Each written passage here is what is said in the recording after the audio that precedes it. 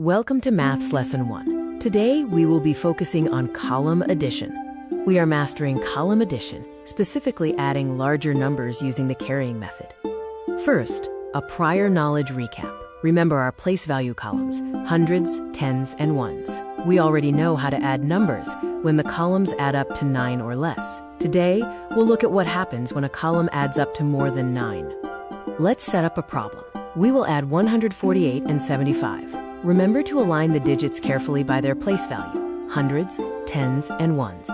To solve 148 plus 75, first, add the ones. 8 plus 5 equals 13. Write the 3 in the ones column and carry the 1 to the tens. Next, add the tens, including the carried 1, to get 12. Write 2 and carry 1 to the hundreds.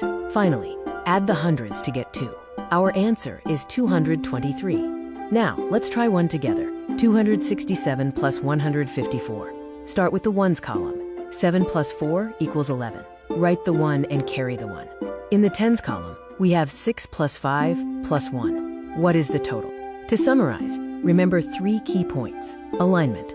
Numbers must line up correctly by place value. Right to left.